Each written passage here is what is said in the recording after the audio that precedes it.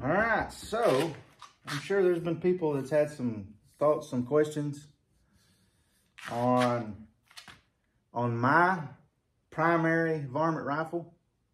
So I thought I would do just a video on my entire setup, from my gun to the scope to why I run a Curtis action on this particular rifle and why I'm probably going to change over some other ones to a Curtis, and I'll show you exactly why, and you'll be like, whoa, hey, I get it.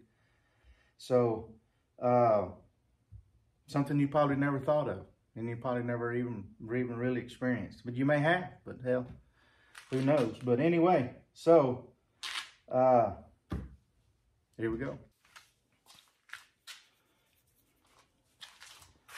All right, so one of the main reasons that I run that Curtis action over this one is this one right here belongs to Larry. This was a 22-250. It's got a Remington 700. This one has the Curtis, and hopefully you can see in the video from where you're at. Okay, so your typical right-handed shooter, see my thumb? Guess what? My thumb is hung up. Not like, oh shit, it hurts, but you can't open the bolt. Pull your thumb out, goes up a little higher. There you go. So the problem is this has a 90-degree bolt throw. And if you're trying to be quiet, you can still be quiet and know how to do it and what you're doing, but you know, so basically, but if you're that guy if you're a guy that does this, well, you're okay. But you know what? That's awful damn hard to do. So if you, boom, yep, just smash my thumb, see? So you come over here to the Curtis. It's only got a 60-degree bolt throw. Okay? You got plenty of room. Plenty of room. That's one of the reasons I run that action. And versus a Remington 700. The Remington will get her done all day long. This is not I ain't bashing on Remington at all. I'm just saying that that's an issue. Some people care, some people don't. If you had a throw lever, see right here on this scope, this is a Zeiss Conquest. There's a screw hole right here, and you can put a lever in there. So if you had this thing cranked all the way over, I mean, you'd really have a problem. This one, if you had a throw lever on it, who cares? It's all out of the way. So anyway, that's one of the reasons that I run that action. Here's another one. So if you're out in the field and you have problems with your fire control system, there you go. Pops right out. Now, I call it a little bit dangerous when you go to put it back together, because you have to stop in that detent. If you go too far, you get onto the cocking ramp, and then you're in a bit of a pickle, because now you got to figure out how to get that firing pin to come back. Another thing I like, and I didn't like it at first because I was afraid that it would break, but you see right here, there's a roller pin on that cocking ramp. So it actually rolls up and down that cocking ramp. But like I said, putting it back together, you got to be a little bit careful. The other thing I like about these this is all aftermarket actions. See, this is a jewel. I mean, not a jewel, but a Trigger Tech trigger. And so the release mechanism is still down here under your finger, and it kind of sticks and it kind of hangs up. And it's just, you know, I mean, I've messed with it, and it just does it. See there, it just come right out because it hasn't released. And I have oiled it, greased it. I mean, I've done everything I can, and just how that mechanism works inside in the action, it'll go back down. See, it's already going back down. It'll take it a minute, kind of messing around with it and stuff. See, it's good. These aftermarket actions, you mash a button, there you go, you got it.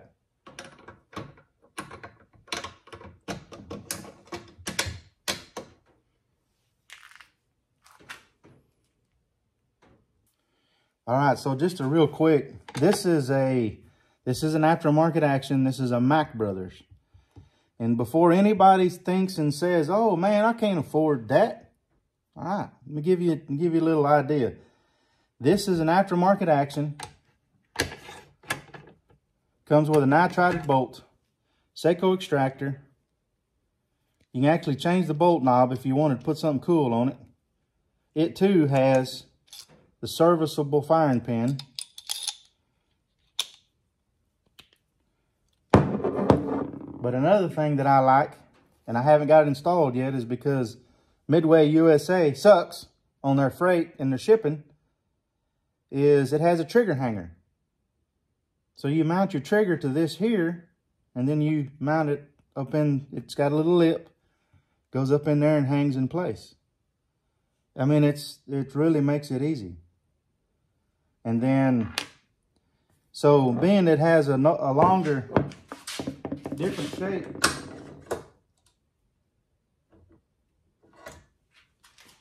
on the bolt,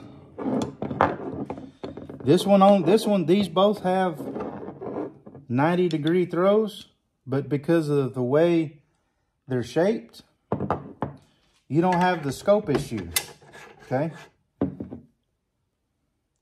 So, because Midway USA sucks and I ain't got the freight yet, I don't have the scope rings, okay? So I ain't been able to mount my scope yet before I got this video. See there's plenty of room. Even if this thing was sitting down there flat on that rail, you don't have any problems. But it's going to be even higher, which is going to put it even farther out of the way. Okay? There you go. There you have it. And so, how much you think this is? This action right here, $775. And that's straight from Mac Brothers. You have to send it to an FFL, obviously. It's got a pressed on recoil lug. The barrel was $325. So, for $1,000, I mean, it's not as bad as what people think. So, anyway, that's all I got to say about that. Except, all right, so when you have a chassis like this, you have the option to putting your light on the side of the chassis, because there's a Picatinny rail that you can buy. And you can actually I'm going to move this one over here, because when I have it on the bog pod and the light, they have a little bit of a issue there, because it's too close, and you know, that's to turn the light on. But anyway, so when you buy these lights, it comes with a way to move it up and down and side to side. So basically, when you get out and you get on stand, first thing I always do, turn the light on, find a rock, and make sure that my scope and my light are kind of facing the same direction. And yeah, there's a little bit of play, but it always falls into one place, so you adjust it from that spot. You got your up and down here and your left and right there. And when you get done, you ready to go home or whatever, you just unflip it. Now it's out of the way. So then the other thing I have on here that you can see is I've got a Razor red dot. And so this is for shooting stuff at, you know, like we got into the other night at 40 yards, or hell, it was closer than that. I may say 40 or 50 feet. But anyway, this is sighted in for way up close. And you just pick your head up. And I can't say I've got used to it yet. And so the scope that I run is a Night Force SHV 4.5 to 14. And I like it because it's just solid as a rock. I mean, you can't, it's been dropped. We talked about it in the podcast. It's been dropped on a number of occasions. And it just doesn't move. It doesn't affect it. And it's illuminated, so you can change the illumination right here. You have a parallax, and the parallax is pretty forgiving. So I usually just set it on about 100, and all the way out to 200, you can see just fine. You're not over there trying to dicky-do Mickey Mouse with it and trying to get it right. It's pretty forgiving. And then it has an exposed elevation turret. So, you know, a lot of times when I'm hunting in the daytime, first thing I do is when I sit down is I'll start ranging things. And I'll say, okay, that's 300, that's this, that's that. So if I know that there's something out there at 300, I mean, it's just a quick 1.7 and aim right at it. Because I've shot this thing so much, I know what I got to do. And it's got a 0 stop. And you can actually go below the 0 stop. Some of them stop on 0. And this one right here, see, it stops on 0. And you can't go past 0. So if you needed to for sight-in purposes or whatever, or if, you know, you had something that was really, really close and you're hunting in that real tight area, you can't adjust it down below 0. I can actually go a couple clicks if I wanted to, but like I said, I have this red dot here for that purpose. But I even have, you know, you got more spaces on here to add other things, you know. It just depends on what all you want. You can kind of also see there's a level right there, but, you know, I really don't pay attention to that too much. It has, back here, you can adjust the cheek, but since I'm so damn fat, I usually run it all the way down, and then you can adjust your length of pull. This is a bag rider. I mean, if you needed to rest it on something, it's got a vertical grip. Here, instead of like an AR style, it kicks back. All right, so now we're going to talk about what caliber this thing is. Everybody already knows probably it's a 22 Creedmoor. So what is a 22 Creedmoor? Well, it's a 6.5 Creedmoor neck down to 22. When they did it at the first, all they had was 6.5, and then so they had to go down to 6.5 to 6, and then the 22, you had different bushings. It would get it, you could neck it down in your sizing die. So this is a 22 250. Everybody like, well, what's the difference between a 22 250 and a 22 Creedmoor? Okay. Well, this is a 22 250 case. These are both 22 Creedmoors. You can tell there's a little bit of difference by looking at them. One of the main differences is the neck of the body. It's 420 thousandths right there. 463 thousandths.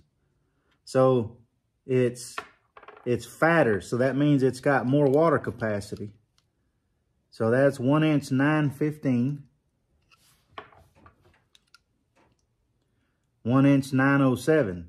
So I mean, they're really close in their overall length, but the diameter at the shoulder, the Creedmoor is a lot bigger.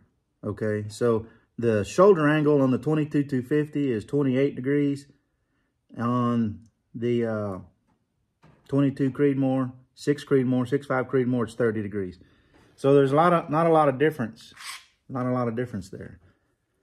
I have never tried it, and I'm not going to, but I'm going to guess that if you took this 22 250, that it would probably go in this chamber. And I'm guessing that it may go off. I don't know. It wouldn't be completely catastrophic. It would fire form that case, but it would damn sure ruin it, and it might ruin your night. So if it didn't go off. If it didn't go off, that'd be good. If it goes off, I'm just not going to say what happens if it'd be good or bad. I don't know. I've never tried it because I don't really want to tear up stuff. I can't afford it. So this barrel is a 12 twist. It's a Muller Works incorporated stainless steel. It's been Cerakoted. And so I run the 55 grain bullets out of it.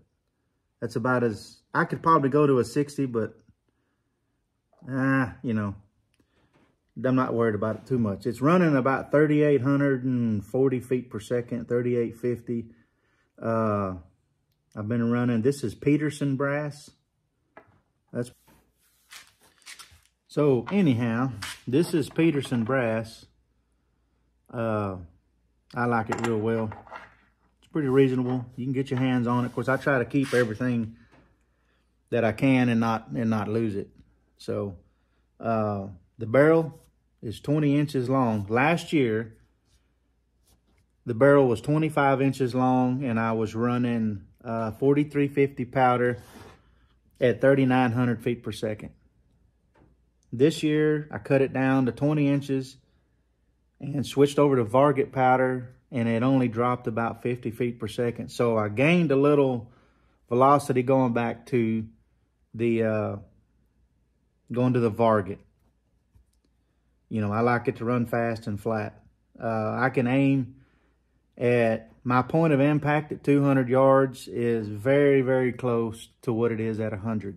It's not far enough that you're concerned about any drop. I mean, when I say it's within an inch,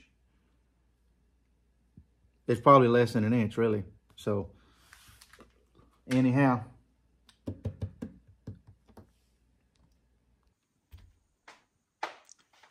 One thing that I almost forgot was the trigger. In this thing, I run the Trigger Tech Special. You can run the Trigger Tech Primary, the Trigger Tech Special. I like the Special because it goes down to 1 pound. So, just kind of give you an idea of how I have it set. There's nothing in there. All you safety Nazis, nothing in it. Okay. Safety's off. Get this thing turned around here.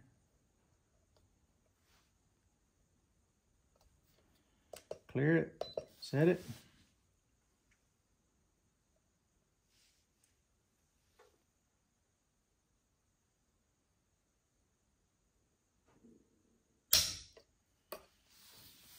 £1 pound, 1.6 ounces. So, needless to say, it doesn't take much. And that, what I didn't show y'all a while ago is you have a place for your thumb instead of, you know, with rifles, you don't grip it and rip it, right? Nice loose grip. Keep your, you know, it's a 1 pound. So you keep your finger over here. Come on, just lay it on there. Get on target. And just as soon as you start applying pressure, it goes off. It's not like your old grandpa's 270 that's got a 4 pound trigger where you gotta hold your breath, let half of it out, start squeezing, squeezing, squeezing, squeezing, squeezing. By then, the gun is starting to shake and your heart's pounding. You just get on target. There we go. Boom. It's dead. Just like that. Yeah, 1 pound, essentially 2 ounces is pretty light. But I'm telling you, if there's anything that you ever believe, anything I ever say is you get used to it. And it actually, for me, it feels a little heavy, but you know, our competition guns are on about 4 or 5 ounces. So, yeah. But I'm telling you, that's the old 3 pounds that your grandpa's gun was set at. Well, I would go nuts if I had a 3 pound trigger. And you can get these triggers. They're bolt in. And, I mean, I say bolt in. It's got 2 pins. That's it. You can change them. You can set them. And they're less than $200. I mean, that's the most accurate thing you can do to any rifle. The first thing, the most accurate thing, in my opinion, is a good trigger. But anyway, that's my opinion. All right, so moving on, now that we're past the gun, I got my accessories. What I call my lights and all of my extra crap, because man, I'm pretty bad about losing stuff. Dang sticker didn't stick. That ain't cool. But anyway, so this is my box. This is where all of my varmint stuff goes. I mean, I literally don't leave home without this you know, box. Because I've gotten out to the field before and be like, you forget something. I mean, it's religious. So it just wears me out. Or I didn't have something charged, you know, my batteries weren't charged. Or the batteries went dead and damn, I forgot my extras at the house. So you can see coming out the side, this is a multi-plug cord. And during this time of year, it stays plugged in. As soon as I get in, I plug it in. So anyhow, there's a lot of stuff in here. So first thing, I always carry toboggan, some gloves. There's a extra set, there's 2 sets of gloves in here. There's a face mask. That goes with me even if it ain't cold. I got another set of gloves in here. My wife went to Italy and bought these gloves, the other ones in here. These are rabbit fur lined gloves, and yeah, they ugly. They ain't camo, but boy, they're warm. And then I also carry some cord. You never know when you're gonna need to hang up something, tie hold to something, what have you. I've got the call, fits in there. So I can take and plug in to the multi-plug. I'll show an inside view of this thing here in a minute. And then I can plug it in when I get done, like when we're done and finished hunting. Just pull the cord out, plug it in, stick it back in there. Take the batteries out of your lights, put them in place, and that way when I get home, set it up on this little table, plug it in, done, right? Just like that. Got a little cubby hole for this light. Got a little pocket for the remote. And of course, can't see nothing. Carry my glasses with me everywhere. So this thing right here comes out. Sure if you can see. But in it, I've got extra shotgun shells. I've got remote batteries. I've got batteries for the scopes. Extra plugs so we can charge if something happens. Somebody leaves a light on, we don't know it.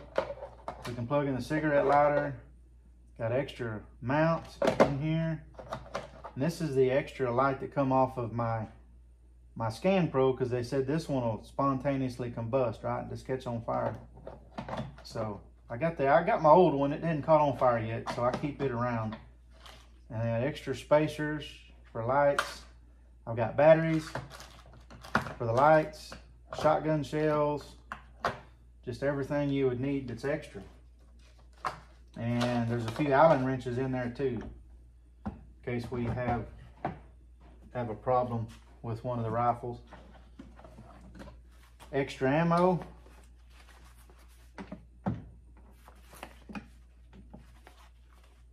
Because, I mean, you never know how good it's going to get, right? You may fall into that place where, hell, there's 35 or 40 fox come in, right? And this is something else that I carry in there, but I haven't used yet. This is one of those Tacticams, but this thing is going to get put to work immediately so we can start showing y'all some of the footage.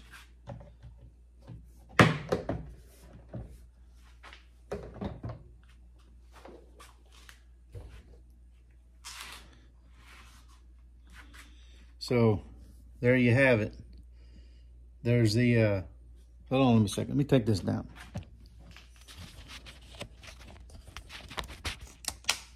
Okay, so inside the box, you can see I've got that mounted up against the wall. That's for the headlight. This is for the gun light. There's the multi-plug. There's my thermal. It's mounted on a Picatinny rail.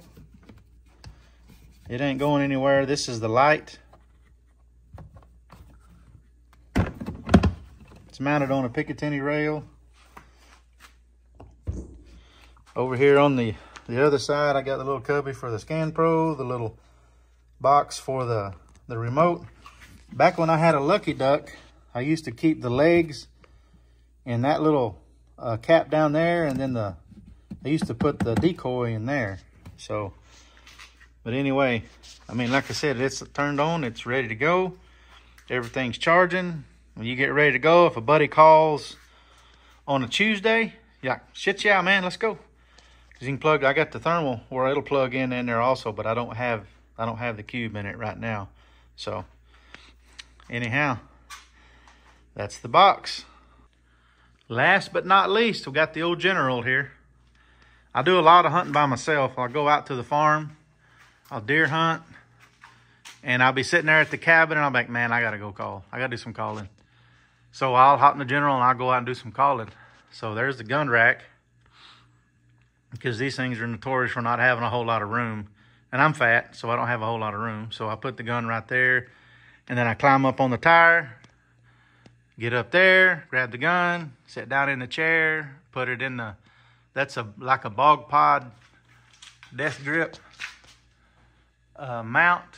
I've got a place to put my my right elbow, and away we go. And I still need to cut that stem off a little bit because I didn't know exactly how long it needed to be. But now that I know, I can get her done. So anyhow, so now you've seen my whole setup. That's the shop. There's my mill, there's my lathe. There's my target that my wife absolutely hates. Bless her heart. So anyhow, there's my reloading area where we shoot the podcast. So anyhow, that box right there is eventually going to be the comment box. When somebody throws a comment out there that's a little bit harebrained, we're going to pull it out of the comment box and we're going to talk about it. So anyhow, guys, we appreciate your time and hanging out with us and watching these videos. Just like and subscribe and help us. That'll help us out. Thanks for watching.